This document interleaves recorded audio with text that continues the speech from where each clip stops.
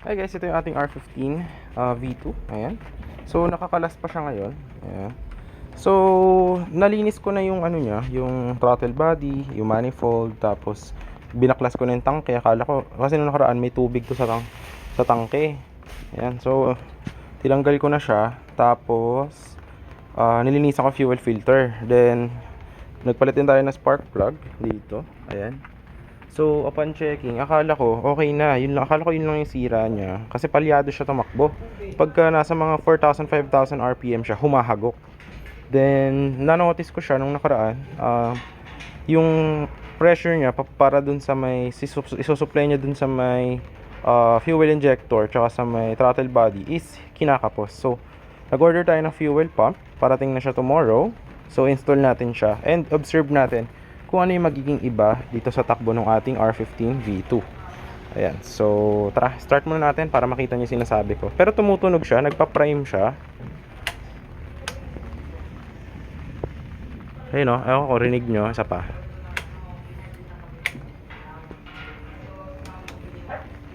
Yan, tapos start natin.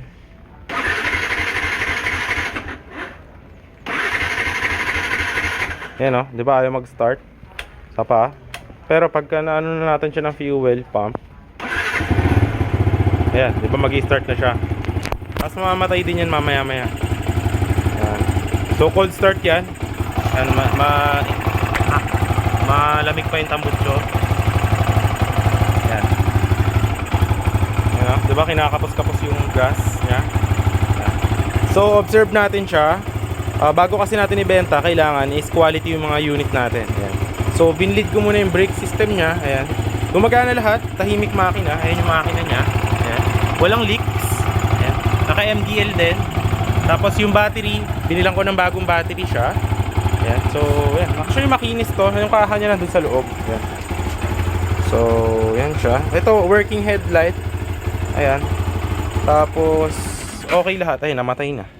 So gumagana siya lahat. Yun lang ang sira niya. Palyado siya. So yan, bukas dadating yung part natin ng fuel pump, papalitan natin. Then observe natin kung mabibirit natin siya na sagad-sagad. Ayan.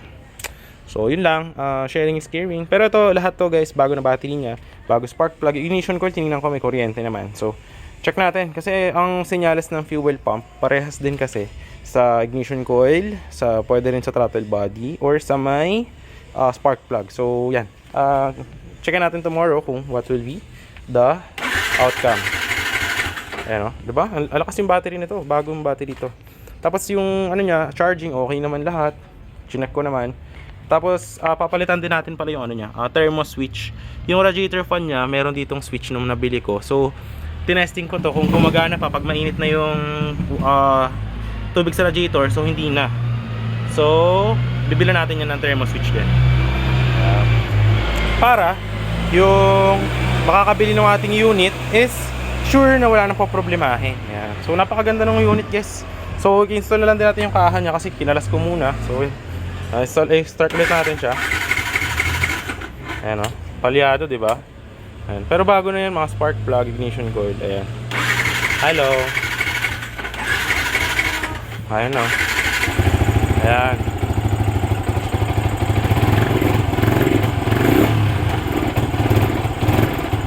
Ayan o, narinig nyo? Ayan, narinig nyo? Ayan yung palya. Ayan o, diba? Nakakapos ang gas sa fuel pump. Ayan. So papalitan natin yan. Alright. Ayan, namatay na. So yan yung gagawin natin. So yan, update ko na lang kayo susunod. Yung Ducati natin nandyan. Ang ganda no, kinis din no. Ayan. So baka hindi ko na siya ibenta kasi ang ganda niya manakbo masyado sa expressway. So approve na approve.